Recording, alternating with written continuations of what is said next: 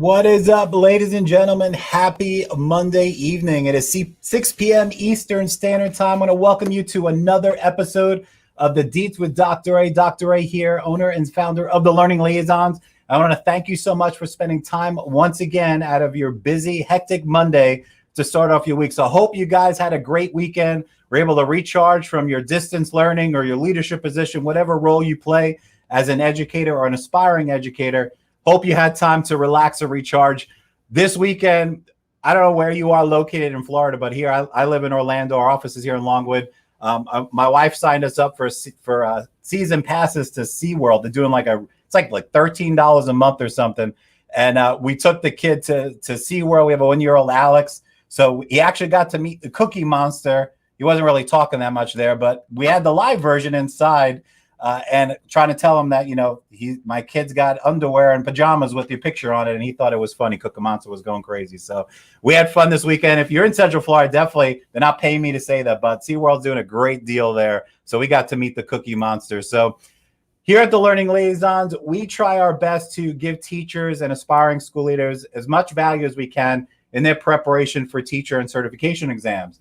Back in June, we started our next phase of the Learning Liaisons, which is providing professional development. That's one of the reasons why I started this company, is because growing up and going through the school district, going through my grad and doctoral programs, I learned that a lot of the training out there at schools or people putting on in workshops, we want to provide something that's meaningful and relevant. So I want to kind of step it up a little bit. So what we had an idea to do here is to provide free, engaging, relevant professional development online streaming every Monday night at 6 p.m. And we started this back in June. We've had national bullying experts, teachers of the year from around the state, a lot of consultants, principals, superintendents. We're trying to get all the different topics. And we have a great show here for you today, because we're doing our best to help you guys, whether you're a teacher, aspiring school leader, or an aspiring educator. So tonight's focus, before we bring on today's guest, tonight's focus is about supporting new teachers. So before we bring them on, if you're trying to become a teacher,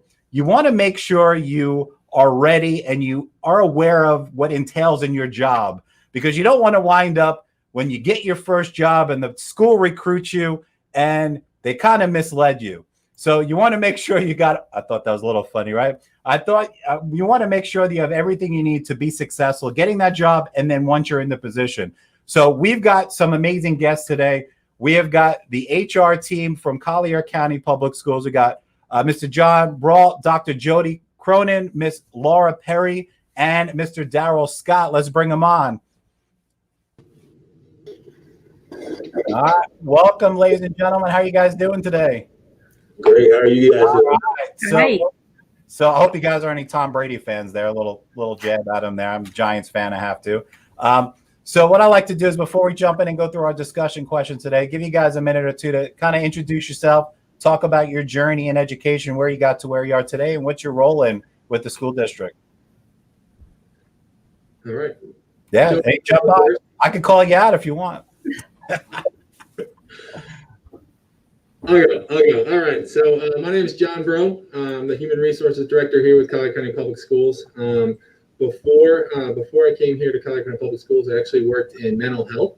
I worked at a local facility that we have here, and then I did some work up in New England. So I wasn't too familiar with who that Tom Brady guy was. We used to have New England. That was a similar name, but different style of play than we saw this past weekend. But my job here is really just to work with teachers, work with employers, work with community agencies, and try and find the best possible employees that we have for all 7,000 positions that we have here at Collier County Public Schools. All right, and my name is Daryl Scott, and I'm the coordinator for staffing and recruitment. I help support our district-related programs, so everything that deals from a non-classroom perspective, nutrition services, transportation, those departments. My background includes having worked in education in some capacity, but I've kind of bounced around. So prior to coming here to the school district, I actually worked at a university setting with student recruitment and then career services, where it was kind of a different side of the same coin. And then the opportunity came here to come over to the district, and I've been here for 3 years. Really love the opportunity, and look forward to speaking with you all tonight. Awesome. All right, Jodi, you're up. Jodi Cronin, Collier County, as our Assistant Director of Professional Learning and Digital Innovation. This is my 21st year in education. However, I'm going to feel like many people across the entire country. I feel like it's my very first year in education, as this is the first time we've ever opened a school year like this. I taught for 9 years in the classroom, all elementary. I've been a district and school administrator, and now I'm in a wonderful position where I get to see every new teacher as they come into the school district. Awesome, awesome. Thank you for joining us. And last but not least, Dr. Perry. Oh, thank you for that upgrade. It's not Dr. Perry. You can keep saying that. I have to see the name on there. I'm sorry.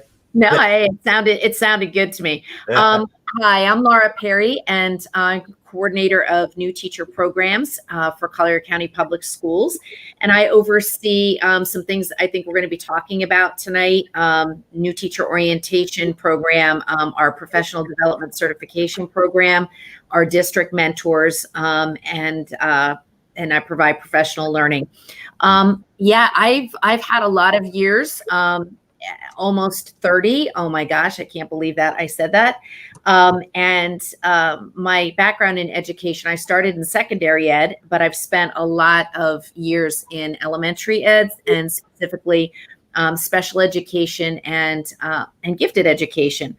In this district, I worked for many years in Maryland, outside the Baltimore, Annapolis area. But in this district, I've been a classroom teacher, and I have been an ESC inclusion teacher, a curriculum specialist, and now I work in the capacity of new teacher support. Awesome. Well, thanks for joining us here. So just like every week, we have a series of discussion questions. So we're going to talk about everything from getting the right support you need as a teacher, interviewing, trying to find the best fit. We've got a bunch of questions that the good folks joining us put together, and a couple that we're adding to the mix as well. So just like we do every week, we're going to cycle through the questions. If anyone who's watching live, or even if you're watching the recording on a YouTube channel, go ahead and post your questions too, and we'll make sure we get those answered for you. So our first question today is, all new teachers have concerns. So what are some of the biggest concerns that a new teacher has when he or she starts the process of teaching, from your experience? And anyone can jump in on this one. We don't, whatever you guys feel comfortable with. Well, I'm going to say a quick one is a lot of times teachers don't know where to find the resources or who to reach out to in their schools. So that's something, just once you get into your schools, to learn about that stuff. I know we're going to come around in a circle and everybody will jump in on this one. If we're doing the circle, I come after Jodi here, I guess. And I would say that when we poll our new teachers and survey them, the top two things that they're saying to us in terms of anticipation walking in that classroom is lesson planning and classroom management. Mm-hmm. Two of the big ones. Awesome. So I'll try and cover some more of the HR side of things. What we're seeing, what a lot of folks are interested in now, and which is unique, I think, to a newer generation of folks that we're hiring, is people want to have not new, but it's a higher focus right now on their financial stability, and they're looking for a position where there's going to be opportunity for advancement. Is what we're seeing a lot of folks that are fresh out of college, and they're asking about a teaching job, but they're asking, what's the next step after this? So we're trying to educate them on how to become a successful teacher, but also how to continue to push themselves forward professionally. So what do you mean? Teachers don't get into the field for the money? I thought that's what they're... No? Some do. Sure does exist. But sometimes it's people are always looking for that next thing. Not in a bad way at all, but it's people are just, they're very interested in finding ways to help to push themselves forward, which I like, as a professional, because I'm never going to stop someone from wanting to push their future forward. And you guys are going to give everybody a tremendous value in some of the things we're going to talk about. And I know from personal experience, that is one of the biggest things and fears when I got into the field is, what kind of support am I going to get? I can't speak for all school districts, but when I got hired, I'll never forget, I got hired the Friday before school started. And they literally told me, go talk to the social studies teacher across the hall if you need any help. So that's my situation. Hopefully that doesn't happen anymore around the state, but I'm sure it does, unfortunately. But you guys have a great system, so everyone's excited to hear about what you guys can do to support teachers. So our next, we could talk to Daryl. What are some of the biggest items he got? He's like, uh-oh, I thought I escaped that one. So what are some of the biggest items that a new teacher should be aware of that not many people think about when they start the new process of teaching? A little twist on that, because they don't think about certain things that they should be very aware of. Well, I mean, when we're talking from a human resources perspective, not necessarily in the classroom, probably some of the biggest things that come to mind. We have a ton of people. Well, let's take it from two perspectives. Students or individuals who live in the community in which they want to teach. Some of their biggest issues or things that that they're aware of. They're more trying to figure out, what does the classroom environment look like? What am I really getting myself into? Something's calling me or something's driving me towards this direction. I'm not necessarily the most aware of it. So what is that first day in the classroom going to look like? And then the other perspective is, you may have someone who's new to teaching, wants to teach, but the community that they're moving into may not be something that they're familiar with. And so they have no idea about the community and how much that's going to affect what they do. Like, you're not just confined to the classroom. You are actually becoming a part of a bigger community as a whole. And so what does that community have? What are the resources, whether that's inside the building, outside of the building? Where am I living?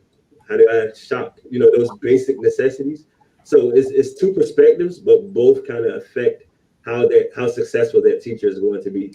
Awesome. And from like an HR perspective, I don't know if you guys know off the top of your head, but in your school district, for example, and people watching this don't realize, where Collier County is Southwest Florida. So what is your perspective or thoughts on the percentage of people that actually are moving to that county to teach in your county, or people that actually live in the area and are familiar with it?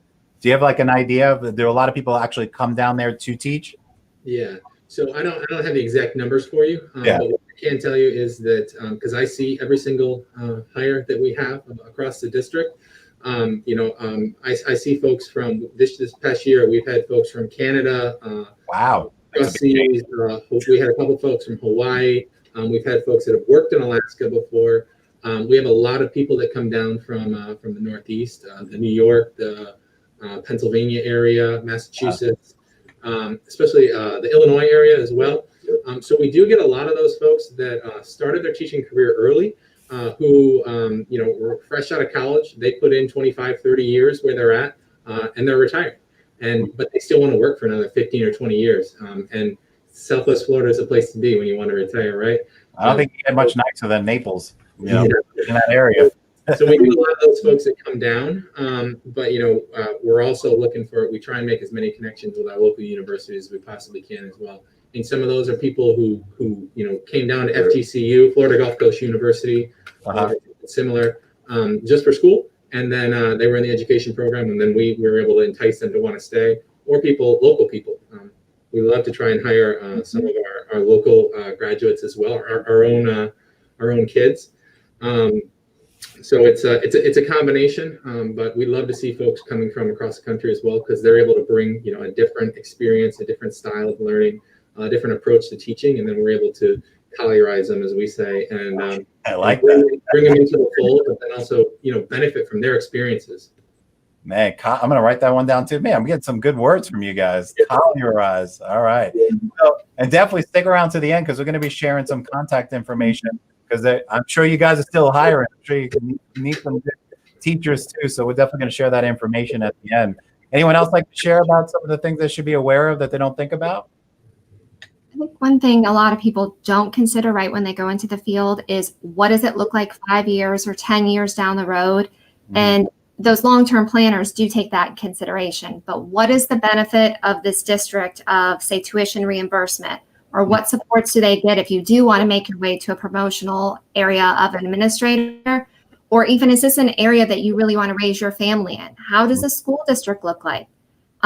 I always look towards the side of, say, what does my retirement look like if I stay in this particular area? And what are the other benefits you don't see right away?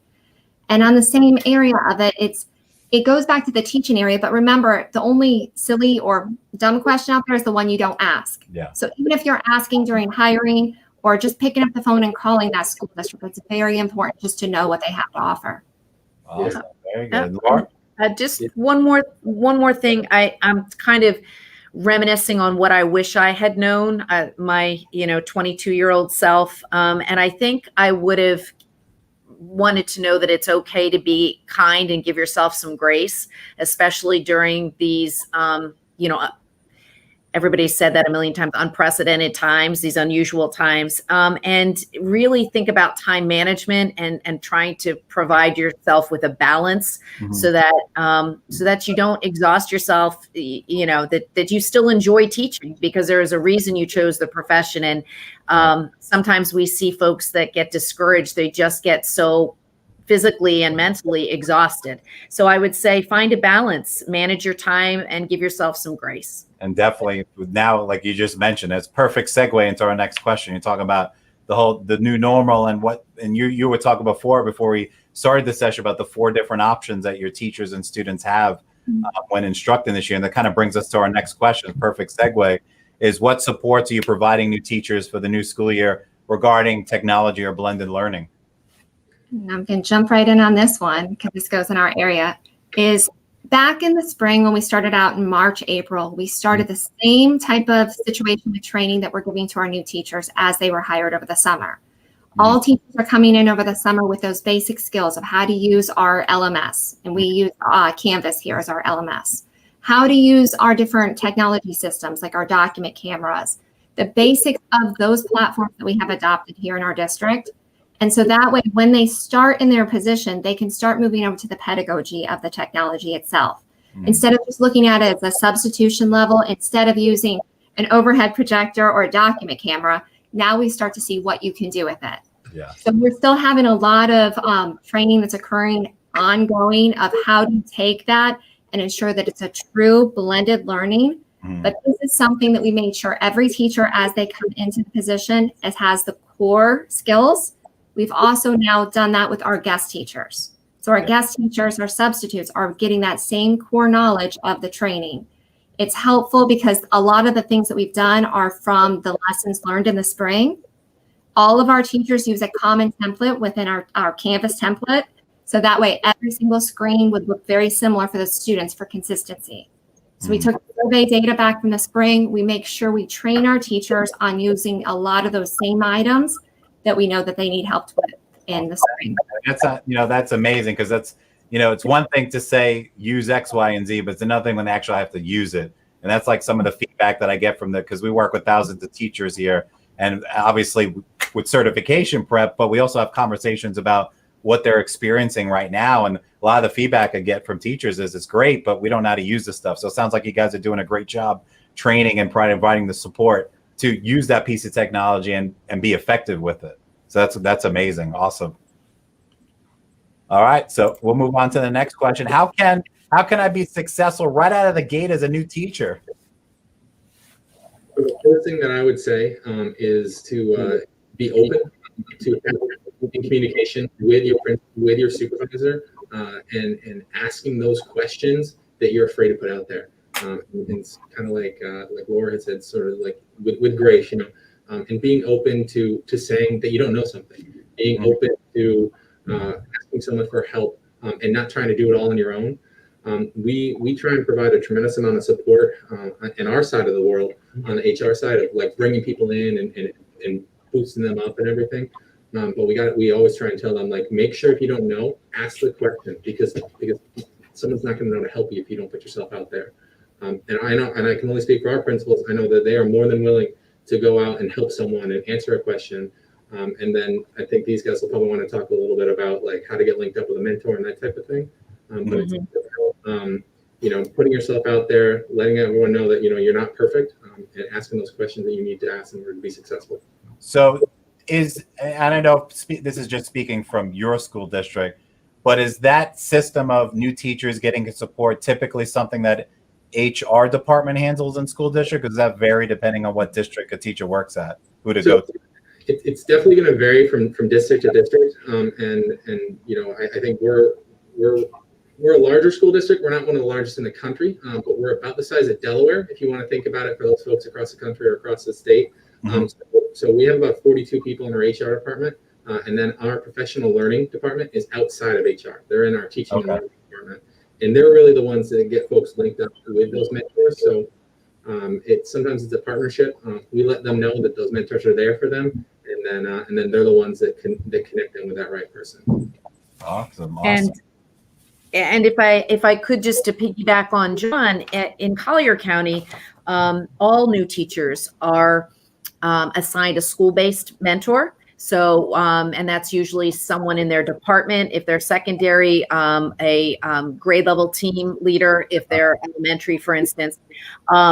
And our alternatively certified teachers also receive a district mentor. So that's an additional layer of mentoring support. But all new teachers get a school-based mentor for a year, and alternatively certified get an additional mentor as well. And I would say in terms of professional learning, that I would suggest being successful right out of the gate is working a plan, having a plan in place to manage those new teacher requirements.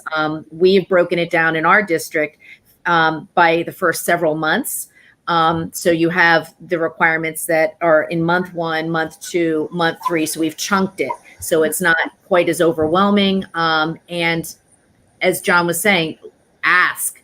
Got lots of support at the school level and at the district level.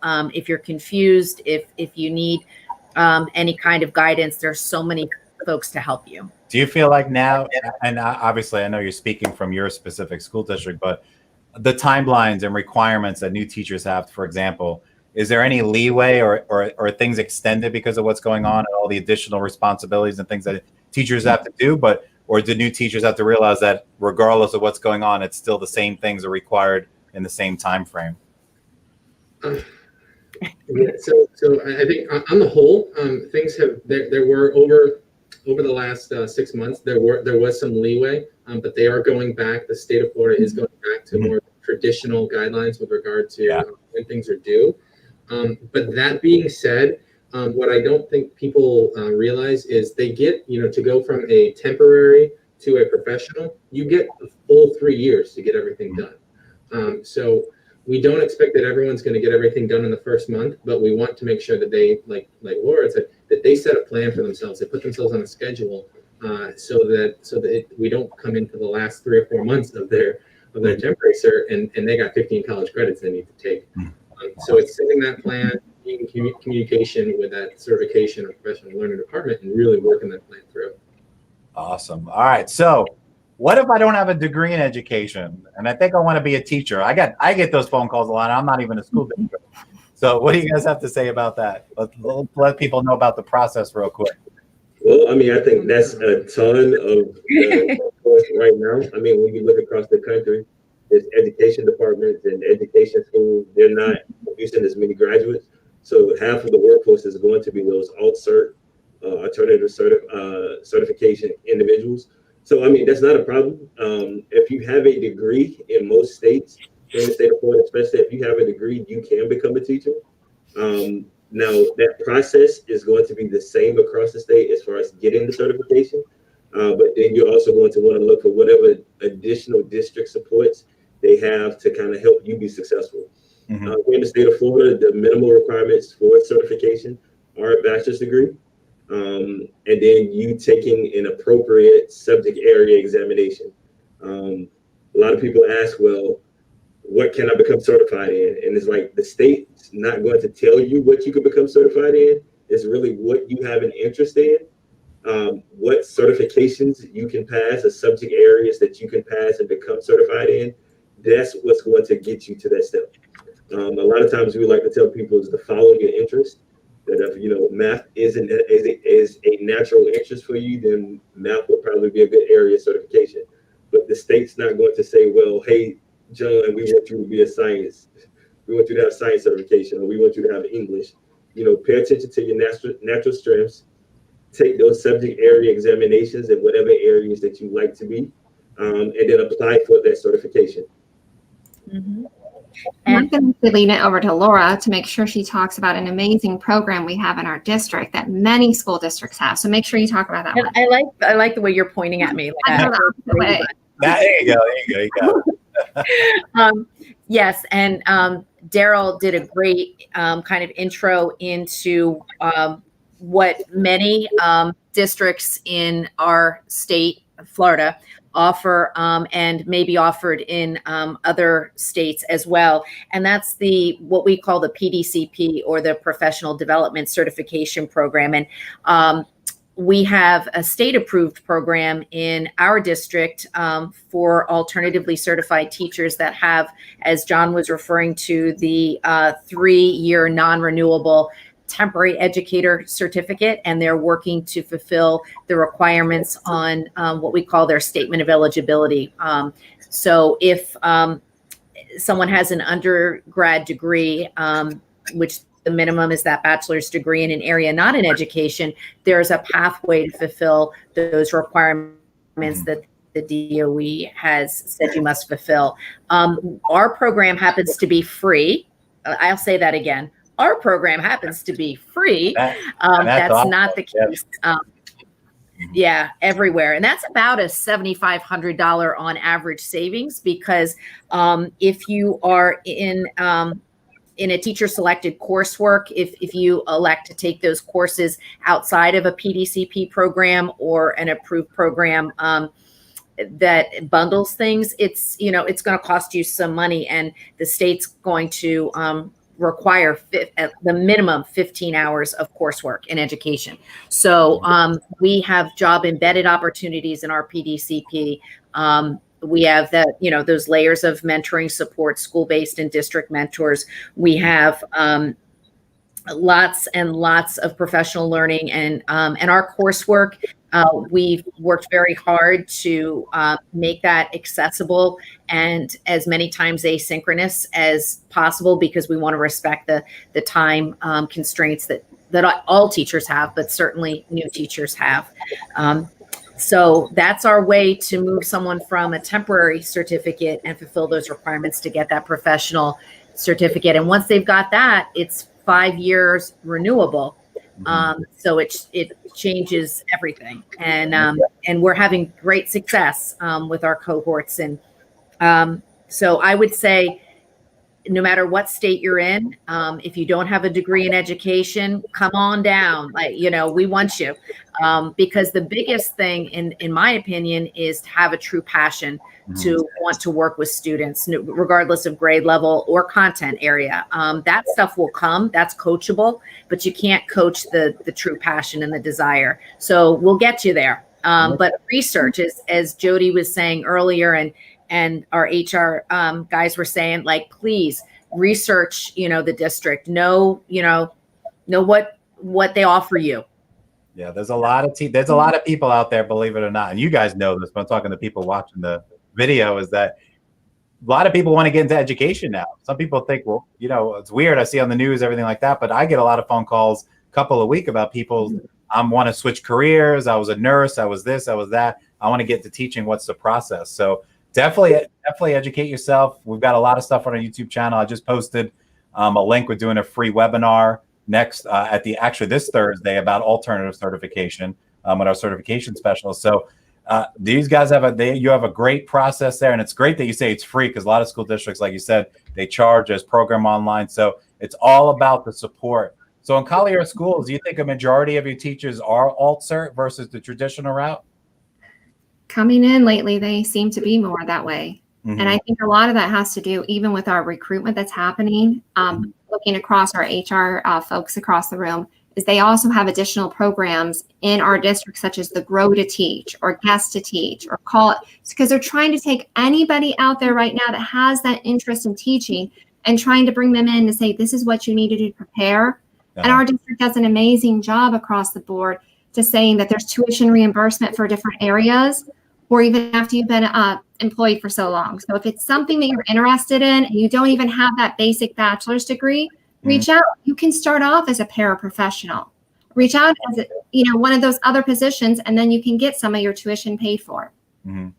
One of the great things about, education just in general, this is probably one of the few fields where you actually have a job, something that you could go in with no experience, yet still kind of get your feet wet, and that's substitute teaching. Mhm. Every district has substitute teaching. And as someone who may have no experience, but you have that passion or that drive, substitute teaching gives you that opportunity to kind of go in and experiment. Granted, you're experimenting, but you have the opportunity to experiment at various levels, whether that's you want to work in elementary school, or high school, or God forbid, a middle school. Hey, I taught middle school for 5 years. Or you have the opportunity, like I said, to play around with just different schools within your district. And so that substitute, the guest teaching, as we call it here, it affords you that opportunity. And really, like I said, the requirements of that in most districts, it starts either with a high school diploma or an associate. And then you can go in and do it as much as you want to. And you can do it while you're studying for certification or while you're preparing for certification. And by the time you actually obtain that certification in whatever area, you could have had anywhere from a month to several years experience, just kind of playing around and getting your feet wet. So is there a need for a lot of substitutes now with what's going on? Is there a need for substitutes now? So there definitely, again, I can only speak for our district, but we're always looking for more subs. The reason for that is, people sometimes they want to work 1 day a week or they want to work 5 days a week. And the need is going to vary day to day, but we're always going to need good quality substitutes and guest teachers to come in. And another great benefit and I think this extends across the state of Florida as well, is once you get into a district and you're a guest teacher, like Daryl said, you're able to experience different environments, different grade levels. And if someone is aspiring to become a teacher, they're getting that on the job training, but they're getting paid for it at the same time. Mm-hmm. They're also getting exposure to all the different things like the professional learning and development department. They're getting access to programs like yours, where they're able to go in and actually get a certification course paid for them, having to pay for it on their own. But they're also just immersing themselves in the field, and they're able to try something out that's new and different. And we have folks that it's just wonderful. We have folks who have been doctors, scientists. I won't share too much because I don't want to give too much away, but people that have worked in the professional sports world, everything, who are bringing in all those different experiences into the classroom. They're following, our model, but then they're bringing all those wonderful life experiences, which I think is another great benefit for the kids. Awesome. Yeah, I like how you guys are giving these opportunities to people who are substitute teachers, because I'm sure some school districts are like, well, substitutes, you can't get into that stuff. I mean, I can't speak for everybody, but I'm sure that's not across the board, those opportunities. So that's awesome. I'm really pushing subs, and I really think this extends out to the entire state. We look at our subs as like our number one hiring pool, because those are the folks who we already know what they're doing. They already know they're already Collierized, like we've talked about before. They see everything. They're in the schools. Principals know them.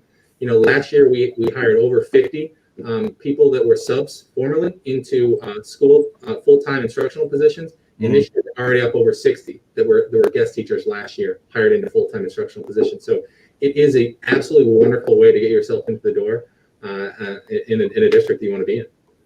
Awesome. So how do you guys in your district, how do you help new teachers take care of themselves or reduce their anxiety levels? So this can go both ways, just traditionally or especially now. So what do you guys have to say about that? Well, I'll just keep going. We have we're pretty proud of it. We have a really wonderful employee wellness program, and we literally have posters on every other wall across the district. The reason for that is we want to make sure that every employee knows, and some people call them like an EAP program, but we call it an employee wellness program because it's not just assistance; it's total overall wellness. So we want to make sure that every employee is aware of what's out there, what the resources are for them. Mm-hmm. If they want to speak to someone, if they want to talk about something, if they just want to yell and vent, they can do that through the. Well, that can be dangerous, man. It can be, but it's one of those things where we'd rather have them vent out to an EAP counselor than someone at the school site. That's just one of the things that we do, and I think Jodi and Laura can talk a lot about linking them up with those mentors, which I think our mentors are absolutely fantastic. The majority of them are retired CCPS teachers who have seen everything, who can help those folks to get through those troubling times in the beginning. Yeah. And what can you say just generally for just any teacher across the United States who might watch this? What can you say to them for their school district? You know, you don't know obviously what everybody does, but what kind of advice can you tell teachers when it comes to, you know, taking care of themselves or anxiety levels at their district? I would say plan ahead as much as you can. When you know you have those big items coming or big deadlines, try to back it up so that way you're actually preparing yourself. You know you have that test coming up in 1 year. Don't wait till the week before to take the test. In the teaching side, you still have to remember you have a life beyond teaching. You know, don't make it your entire life. Find some time for yourself to relax, do some exercises, do some meditation, whatever it is that, you know, to help you take care of yourself. Because if you're not healthy yourself, you can't shine as a teacher and help your students. Awesome. What kind of advice? I'm just throwing questions at you right now, so you're probably going to yell at me when it's over. But what would you say to I'm talking about like right now, some of the feedback I get from teachers, because I'm in a lot of teacher groups across the country, different states, and I see a lot of feedback from and this is not everybody, but where they complain nowadays, especially with the, you know, the online face-to-face, both of them together, just online, about time, like parents and students contacting them late at night, early in the morning. A lot of teachers now, but even in your school district, I'm sure, are doing a lot more planning and getting themselves ready. What would you say to tailor to that kind of environment that teachers are now, where they're really working? We all know that teachers work outside of the 9 to 5 traditionally, but now I think that's even to a bigger stage now. What kind of advice do you guys give when I refer to that? If I could jump in, you know, I would say that really you have to be somewhat of an advocate for yourself. So self-advocacy and establishing boundaries. Every new teacher that I have ever known has been so full of passion and energy and get-go, and establishing boundaries is very difficult, especially with this online learning, as you're saying, Dr. A, where, you know, you're accessible and there could be students that are working at all hours, and you need to set those lines, you know, and say, I am very much here for you, and I am your, you know, I'm your teacher, and I'm your, you know, I'm your point person here, but you know, these are the hours that I will have office hours. These are the hours that I, you know, will return email, that kind of thing, because it can get away from you. Oh, trust me. I asked that question because it's kind of a loaded question, because teachers now, I don't say, because like I said, we work with a lot of teachers, and I don't say this to them, but that's the same thing that I deal with too as a small business owner, and my teachers as well. As people message me, they text me midnight, 1 o'clock sometimes. Sometimes we work with people in different time zones. So for me, my passion, just like the teachers in the classroom right now, for a lot of people, it's hard not to. I'm responding to people at 11 o'clock at night. My wife's like, what are you doing? I'm like, because they need help. They have a question. It's just something that's really a double-edged sword. And I see a lot of teachers around the country getting frustrated, some of them because they want to help everybody, but some of them are like, nope, 5 o'clock, I'm done. They'll wait till tomorrow. So it's hard for most teachers. If you're passionate, and if you don't want to answer them, it doesn't mean you're a bad person. You just have to, like you guys are saying, your own anxiety levels, your own self-care. It's real important, especially nowadays.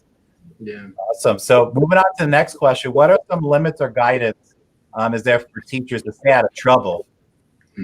So you guys provided that question to me. I don't know what we're talking about. Trouble. I don't know. And you know, I They don't do anything wrong. I don't know what you're talking about. I wanted to throw this out there because I think it's important just to have that conversation, because it's not one that I think a lot of folks have, but it is critically important for folks to know what's in their job description and what's not, and for folks to know what's expected of them and where does those expectations stop.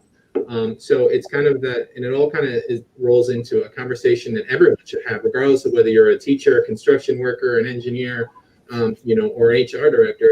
It's kind of having open dialogue with your supervisor and talking about, you know, what's expected of me and what do you need me to do on a day-to-day basis in order to be in your good graces, but also to be successful in my job, you know. And so part of it, you know, a lot of districts across the country work with teaching unions, and every single union is going to have a collective bargaining agreement. And part of that is, I think, to be responsible is to know what's in your bargaining agreement and know what's not there, and be familiar with your district's policies and your district's procedures because those are going to be the things that they're going to drive how you work and how you should operate, with the community, with the students, with the parents, with your coworkers, and everything that comes into being a good employee.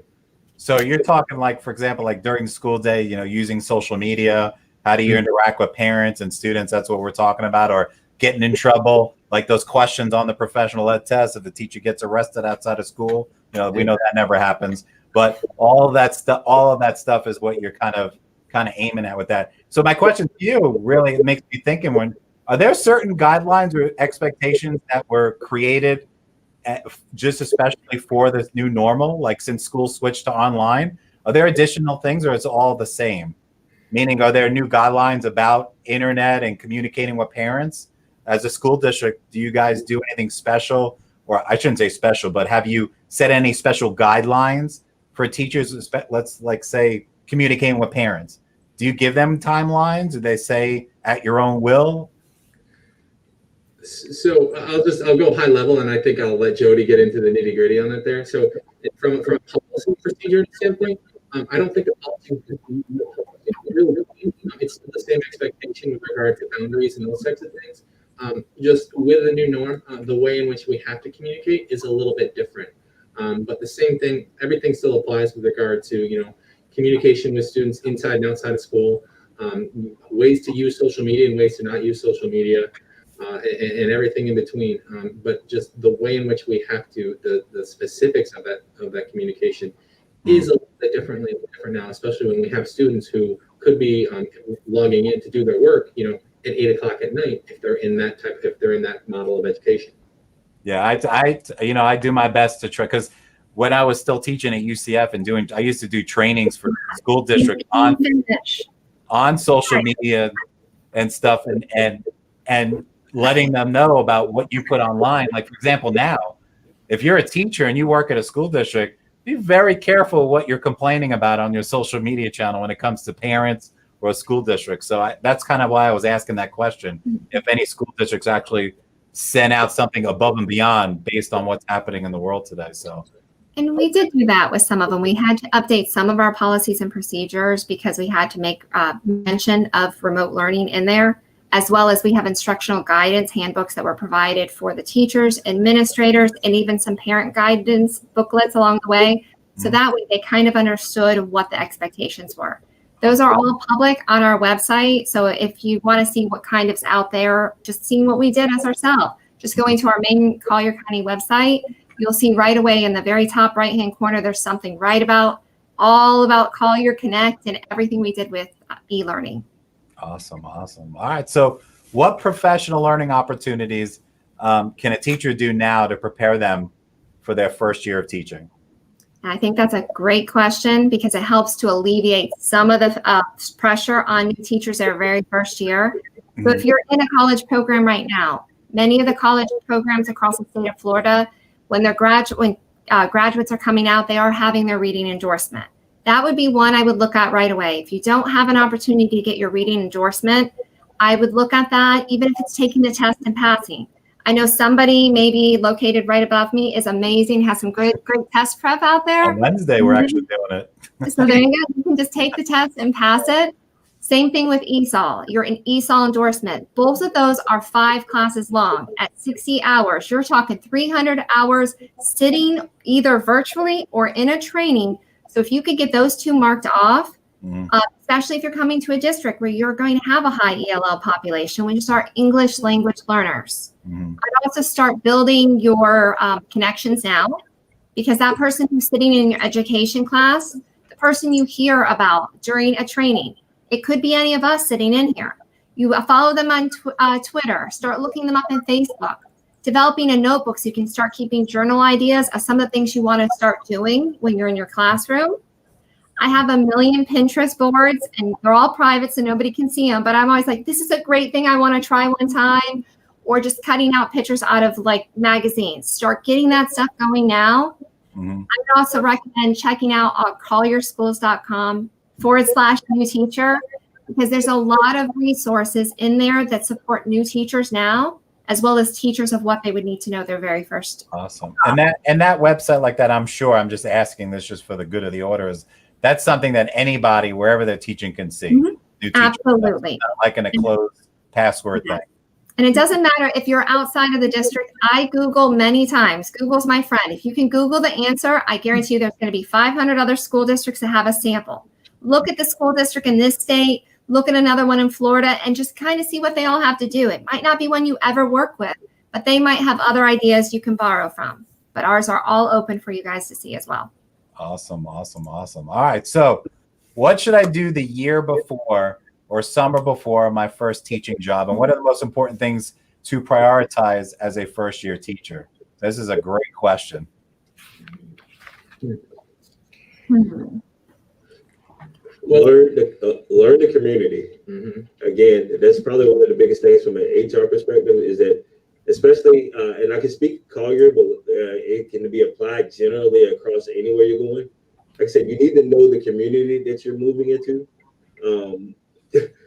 Today's housing market is something that a college graduate, it could be alarming. So know what the real estate market looks like. Where's Publix? Where's shopping?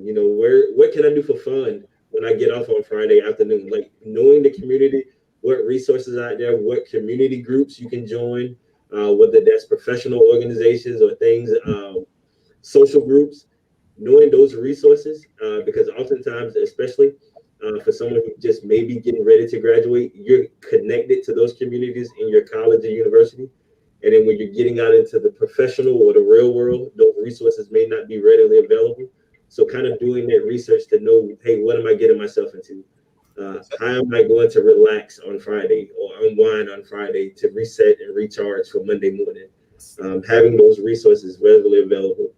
So from your experience, there is examples of, obviously you don't have to share it, but there are teachers that actually come into maybe your school district or any school district that you feel don't really research it. So have there been times where you've had teachers come into Collier County, got a job, start teaching, and they didn't really know the area that they were moving into? Yeah, that happens. We have folks who move into town a day before their job is going to start, and they're still trying to secure housing in some situations just because they want to come down and teach here. But it's like Daryl said, we want to make sure that folks understand that while they're going to be spending a lot of time in the classroom, the majority of their time is going to be out in the real world, right? So make sure that you're going somewhere that you want to live as well. And be familiar with what the community is like, and make sure that's somewhere that you want to live, you want to grow, and potentially, start a family.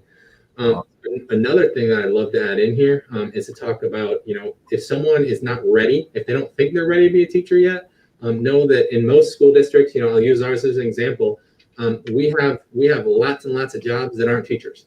But if someone wants to become a teacher, eventually, find something that they're comfortable doing now, whether that's guest teaching like we talked about before, or maybe work in a classroom. Maybe if they want to work in like an ESE or like a special ed classroom for some folks to think about. There are other jobs outside of teaching where you can still be in that environment and immerse yourself in it and learn and see what it's like. And that's just, it's a great way to gain some experience. It's a great way to gain some confidence in yourself. Before you're ready to kind of make that leap into that teaching role. And kind of like Jodi had said before, a lot of districts, they offer tuition assistance, right? So maybe if you only have your associates right now, that the minimum to become a teacher is your bachelor's, but you don't have that bachelor's yet. And maybe you can't afford it on your own, but maybe working in a district for a year in a classroom, assistant capacity, working as in the front office, something like that. Gain the experience in the district, have the district help you to pay for some of those classes. And then when you're ready, that's when you can jump into and you can take that subject area exam, you can pass with your bachelor's and then become your own teacher and take advantage of all those other things that come in working at a district. That is a great piece of advice. I don't think I've ever heard somebody from a school district make that point about if you're not sure, test the waters and go out and take because that's a great piece of it, because there's a lot of people out there that want to be, but they're not sure. That's a great opportunity to get a job doing something else at a school district or even being a substitute, like Daryl mentioned before. That's a great piece of advice for people. Awesome. So we got a couple of questions here left. We got about 8-9 minutes left. I definitely want to talk about these because these could be separate sessions by themselves. But what are some quick tips that you that I should know when interviewing, applying for a teaching position? So I know there's a lot we can talk about here, but what are some quick pointers you can give? You are a wanted commodity, so know that. Know that, and this goes for this is just basic HR 101 interviewing. Like, you're interviewing them the same way in which they're interviewing you. And that is especially true for the teaching profession. There is a limited number of teachers out there, and every district is trying to fight over the best and the brightest teachers out there. So, do your research, ask good questions, ask the questions that are meaningful, not just the stuff that you can look online, and try and figure out, what's the mission of this school? What's the vision that the principal has for education? Those things. So what's one question that you would tell teachers, whether they come to interview for a job with you or any school district around the country, what's one question you would ask an administrator sitting across from them? Putting you on the spot right now. Well, I mean, a lot of it we've already covered, but probably the one is, what are the supports? What supports can I readily tap into right now to be successful? And then who here physically, whether this in the building, across the district, can I turn to as a resource? So like I said, if there's a mentor or an established mentor program that's already going to be assigned, that's going to be great. But if they don't have one, who are my mentors? Who can I go to, whether that's in my building, whether that's at the district level, when I hit that roadblock? You're going to hit that roadblock. You're going to hit a stumbling place where you're just unsure. So who can I turn to? How do I get past that? I think is another great question to ask. And it's inevitable that you're going to hit that wall. So how do I move past that, especially as a brand new teacher or someone who's first time in the classroom environment? Yeah. And I agree wholeheartedly with Daryl. And I would, in kind of alignment with that, what kind of supports are available to me. And Harry Wong says this in First Days of School, that you should be asking about the new teacher orientation program. And once that's over, what continuing supports for new teachers. And we have covered a lot of them in this hour about our mentoring, for instance, and our ongoing, we have principal-led sessions throughout the year in different areas of professional learning that are required. And that's going to look different in every district, maybe in different states, but all states have some sort of new teacher orientation, or they should. And, the quality of that is something I would look at, because we've said there's a shortage, you're a selective consumer, and, you're kind of in the catbird seat as well. So, be particular, be selective about where you decide to teach. Yeah, I think a lot of teachers, especially college students who are graduating, from my experience, some people might be afraid to ask questions like that, or they're not sure what to ask. I mean, I know when I was interviewing, I had no idea to ask questions like that. I was like, I need a job. Oh, great. You want to give me a job? This seems like a cool place. I mean, but obviously we know that's not the best thing to do. But it's definitely nowadays, asking the right questions is definitely important. Awesome. So we got two more questions here. So what are your best tips or suggestions for a new teacher? Breathe. Yeah. Everybody's been there before. My first year teaching, I remember scared as can be, because I some of you have heard the same story. I had a kid that was like climbing up the door jambs of the wall. Wow. And this was like in third grade. And I just went next door to the teacher and just said, what do I do? Like, they didn't teach me this back in school. So it's just knowing that everybody's been there before, and you just open the door or call and just say, what do I do now? What'd you do, Jodi? I had to ask my teacher next to me, and she got me to calm him down, go sit him down and talk to him. And it was about a week later, he threw string cheese at me. So then I had to deal with that one. But I learned very quickly the importance. And when I started the next school year, all of those expectations were very clear when I started, and that didn't happen ever again. Something that John and we get a lot, especially here in the HR.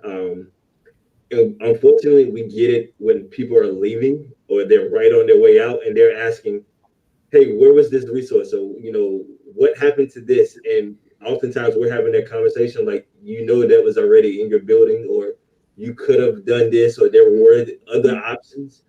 So, like I say, it's a lot of repeating of what we're saying, but a lot of times, don't be afraid to ask those questions. Those questions are not stupid questions. They're not questions that we're judging you off of. They're questions that truly mean something to you, and let us be a resource to you. Let this district turn to those district resources, whether that's a principal or your building support or human resources. We're not all bad. We're here to help you be successful. So reach out to us before you kind of make a decision, or in the process of making that decision, and not when you're ready to throw your hands up and walk out of the door. Yeah, it's a lot of people. You just got to realize we're all in this together. So a lot of people are good about asking for help, but some people aren't sure where it's at, or even it's there, and they don't ask sometimes. So definitely sounds like. And one other thing, just thinking about a teacher that is walking into a classroom brand new, as as Jodi gave that example, having an idea of your policies and procedures that you're going to institute, having a classroom management plan in place, because the best instruction in the world and the most content expert is not going to be able to be an effective teacher if the classroom is chaotic and that impedes student learning. So I would just kind of harken back to those two things we said at the beginning: lesson planning, classroom management, just being rock solid in that, and taking that time the summer before to do, as Jodi was saying, research those, become, more expert in those areas that are going to be really important for you right out of the gate. Awesome. Well, we got our last question that we always wrap up our sessions with, and I want to give everybody a chance to give some quick piece of advice. And while we're doing that, we'll have Matt throw up some contact information for the people here, our guests here joining, in case you want to ask questions and maybe interview and try to get a job at Collier County Schools. So Matt will share those emails for our guest speakers here today. But our last question is, as we continue through the beginning of a new school year, now are we 9 weeks in already? Almost? No, a little less? No, not that. I'm thinking of different states. My fault. Different counties. So as we continue through the beginning of the new school year during our new normal, what's one piece of advice you could have for teachers? So we're not talking about support necessarily, what we're talking about tonight. Just in general, what is your one piece of advice for a teacher? I have so many, but I'll try and bring it into one. And mine would be to make sure that you learn how to shift your gears, right? So we do a lot of work with this company called Giant Worldwide, and a lot of what they talk about is learning to shift gears. It's a really simple analogy in terms of, if you're thinking about an old car, and the shift from first to second to third to fourth to fifth, and then sometimes back into reverse, right? And I think one of the most important ones on there is second and third gear, and that's finding time for yourself, and then finding time to develop relationships with the people that are at your school, because those are going to be the people that you're going to have to turn to in those times of need, right? Your principal might not be there, but your co-teacher, your department head, something like that, those are the folks that you're going to rely upon. And then finding time to develop relationships with the people you're going to spend with, outside of work, and then dropping it into reverse, and that's like your recharge time. So make sure that you build in time into your own schedule for yourself to feel better, to get relaxed, and to recharge your batteries. Awesome. Great piece of advice. Next up. I would say a piece of advice I have for teachers currently is that you're not alone. Like, everyone is facing this right now. And when I say everyone, I mean not just teachers. Where we're dealing from a human resources perspective, whether you're dealing in transportation, any of the departments, everyone is going through it. And we're all facing our own individual challenges, our own team challenges, our own capacity challenges. And so we're all working through it together. And sometimes it's okay not to have an answer at the moment. That doesn't mean that we're not working to find an answer. It just means that right now we're trying to wait to see what else is being affected and how one decision is going to affect the next decision, and then hopefully make the best decision. It may not be ideal, may not be individual, but at the same time, we're looking to make the best decision, and we're trying to do it as quick and as best as we can, but at the same time, dealing with everything. So you're not alone. I'm going to lead really quickly into Daryl's, and I completely agree with that, is that everybody has a story. So just knowing that what's going on at home, when you say everybody needs to turn their camera on, there could be a reason why that student doesn't have their camera on. It could be they're scared of their home life. Like they don't want everybody else to be see what's going on like in their house. So just remember, get to know your students, get to know yourself, get to know your teachers. So right now you're finishing up your college degree or trying to look for those other opportunities out there. Be calm when somebody doesn't answer your phone call the first time. Just send an email and know we will get back to you. All of us are here. So be flexible. And I would just say everything that they have said is amazing and spot on, and be kind. Be kind to yourself and be kind to others, because this new normal is new to all of us, and we're doing the best we can. And patience and grace and understanding. Parents have their perspective, and students and teachers, and right, everybody's got a story. Everybody's working through something. So be kind. Yeah, you guys have some great piece of advice, and I definitely, a lot of times people don't think about all the other people that are a part of this. I mean, the bus drivers and the staff members and the cafeteria, everybody, even the parents. So when we're teachers, a lot of us think about it, but some of us should just stop for a second and think about, all right, how about everybody else that's involved in the situation and what's going on? So I'm not alone here. And it sounds like Collier Schools has got a great support staff for you. So we shared all the contact information. I want to thank you guys for spending time out of your Monday evening to hang out with me and to make this a great video. A lot of people are going to watch this recording and learn a lot about how to get support from their school districts, and also how to contact you guys if they're interested in becoming a teacher in Southwest Florida. Definitely encourage a great relationship with these guys here at Collier Schools. They got a great school system, a great support staff, and you learned a lot about what they have to offer. So thank you guys. We want to hang out for a minute. We're going to pull you out of the room. I just want to touch base real quick before we wrap it up. Thank you once again. And thank you, ladies and gentlemen, for another episode of Deets with Dr. A. I hope you enjoyed it. So you guys watching the recording here on a YouTube channel, do me a favor. If you care about the profession, want to share what we can do to help teachers, support teachers in their day-to-day lives in a great school district or any school districts across the country, grab that URL on the top of this video, share it on your social media, hashtag the Deets, share with your teachers, aspiring teachers especially, because we're all in this together. And I learned a lot from this session as well. I hope you guys did. And we'll catch you on the next episode coming up soon with a Deets with Dr. A. So have a great rest of your Monday evening, an even better week, and a rock star weekend. And we'll catch you on the next episode.